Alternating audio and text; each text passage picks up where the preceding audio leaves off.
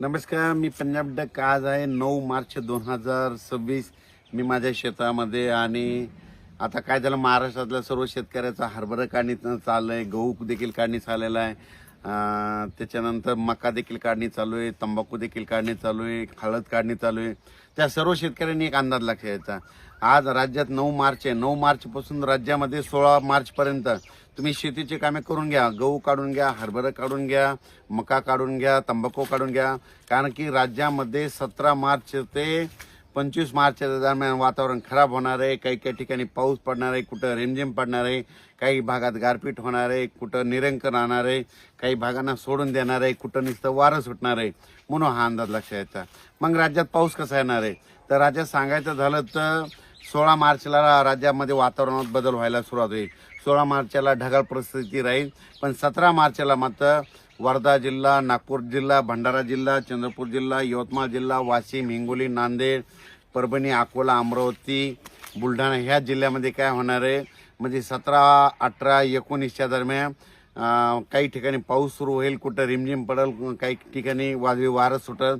म्हणून हा अंदाज पूर्व विदर्भ आणि मराठवाड्यातल्या काही जिल्ह्यातल्या शेतकऱ्यांनी लक्षात यायचा. 17, 18, 19, 20च्या दरम्यान. त्याच्यानंतर ह्याच जिल्ह्यामध्ये 22, 23, 24च्या दरम्यान परत पावसाचं वातावरण तयार होणार आहे. म्हणून हे लक्षात येतं. म्हणजे 2 टप्प्यात पाऊस येणार आहे. एकदा येणार आहे 17, 18, 19, त्याच्यानंतर 22, 23, 24च्या दरम्यान पूर्व विदर्भ, पश्चिम विदर्भ आणि मराठवाडा ह्या जिल्ह्यामध्ये येणार आहे. त्याच्यानंतर आपण उत्तर महाराष्ट्राकडे वळू. उत्तर महाराष्ट्राकडे देखील तुम्हाला सांगू इच्छितो 17 मार्चपासून ते 23 मार्चच्या दरम्यान परत राज्यात पावसाचं वातावरण होणार आहे. काही भागामध्ये गारपीट होणार आहे, काही ठिकाणी वारं सुटल, कुठं रिमझिम पाऊस पडेल, काही भागांना सोडून देईल. म्हणून हे अंदाज उत्तर महाराष्ट्रातल्या नंदुरबार जिल्हा, जळगाव जिल्हा, धुळे जिल्हा, नाशिक जिल्हा, अहिल्यानगर या भागातल्या सर्व शेतकऱ्यांनी लक्षात यायचं. त्याच्यानंतर पश्चिम महाराष्ट्राकडे देखील पुणे जिल्हा, पुणे, सातारा, सांगली, सोलापूर, कोल्हापूर, अहिल्यानगर ह्या सर्व शेतकऱ्यांनी काय करायचं, 17, 18, 19चा एक वातावरणात बदल होणार आहे. त्याच्यानंतर 22, 23, 24च्या दरम्यान एकदा वातावरणात बदल होणार आहे. म्हणजे 2 टप्प्यात तिकडे देखील पाऊस येणार आहे. म्हणून हा अंदाज पश्चिम महाराष्ट्रातल्या शेतकऱ्यांनी लक्षात यायचा. त्याच्यानंतर धाराशिव जिल्हा, जालना जिल्हा, संभाजीनगर, बीड जिल्हा, परभणी जिल्हा, लातूर जिल्हा ह्या 4-5 जिल्ह्यातल्या मराठवाड्यातल्या शेतकऱ्यांनी काय करायचं, 17, 18, 19च्या दरम्यान एकदा पावसाचं वातावरण तयार होणार आहे. आणि त्याच्यानंतर 22, 23, 24च्या दरम्यान एकदा पावसाचं म्हणजे 2 टप्प्यामध्ये ह्या भागात देखील पावसाचं वातावरण तयार होणार आहे. म्हणून हा अंदाज लक्षात येतं. म्हणजे सांगायचं झालं तर माझी सर्व शेतकऱ्याला विनंती की तुम्ही काय करा, तुमचा आलेला असेल हरभरा गहू असेल तर तुम्ही 16 पर्यंत काढा किंवा झाकून घ्या. कारण की या पावसामध्ये काय होणार आहे, काही काही भागामध्ये गारपीट होणार आहे. मग गारपीट कुठं होऊ शकते की तुम्हाला सांगू इच्छितो, गारपीट सगळीकडे होत नाही, हे सगळ्यात महत्त्वाचं. मग गारपीट झाली तर कुठं होते, नदीच्या कडेला होते. नदीच्या कडेला इकडून 1 किलोमीटर इकडून 1 किलोमीटर त्या पट्ट्यामध्ये गारपीट होते.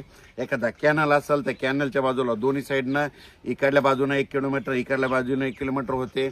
एखादा तळ असेल तर तळ्याच्या बाजून 4ही बाजूनं 1 किलोमीटरच्या अंतरानं होते. एखादा डोंगर असेल तर डोंगरावर गारपीट होते.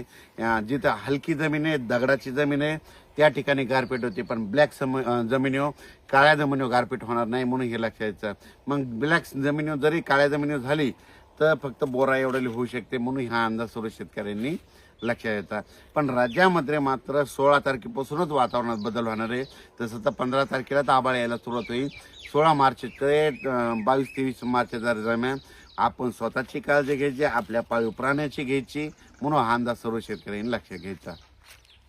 राज्यात हे पाऊस काही काही ठिकाणी पावसाळ्यासारखा पडणार आहे, काही भागात पडणार देखील नाही, काही ठिकाणी नुसतं वारं सुटणार आहे, काही भागात गारपीट देखील होणार आहे. म्हणून हा अंदाज सर्व राज्यातल्या सर्व म्हणजे प्रत्येक जिल्ह्यात सर्वदूर सगळीकडे पडणार नाही. तर तुम्हाला एक उदाहरण सांगतो. परभणी जिल्ह्यामध्ये 800 गाव आहेत, 848 गाव आहेत. 848 गावामध्ये नाही पडणार, 50% गावामध्ये पडन आणि 50% गावामध्ये नुसतं वारं सुटतं. काही ठिकाणी गारपीट देखील होईल. अशी परिस्थिती होऊ शकते. मग तुम्हाला एक सांगू इच्छितो, हे पाऊस नेमका कुठं पडणार आहे आणि ते कशामुळे यायला. तर आपल्या महाराष्ट्राच्या बाजूला छत्तीसगड, तेलंगणा, आंध्र प्रदेश, झारखंड, पश्चिम बंगाल, उत्तर प्रदेश, मध्य प्रदेश, राजस्थान, गुजरात, हरियाणा, पंजाब, हिमाचल प्रदेश ह्या भागात देखील म्हणजे सांगायचं झालं तर 16 ते 25च्या दरम्यान की देशभरात अवकाळी पाऊस येणार आहे, म्हणून त्याचा असर आपल्या महाराष्ट्राला होणार आहे, म्हणून हा अंदाज लक्षात घ्यायचा.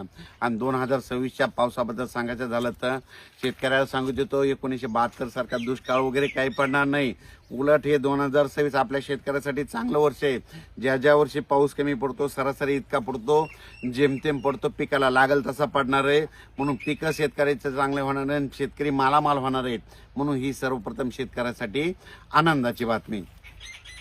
म्हणून माझं एक शेतकऱ्यांचं, पाऊस जर कमी राहिला तर कमी पाण्यावर येणारी पिकं करा, लवकर येणाऱ्या जाती करा, लवकर येणाऱ्या जातीला प्राधान्य द्या.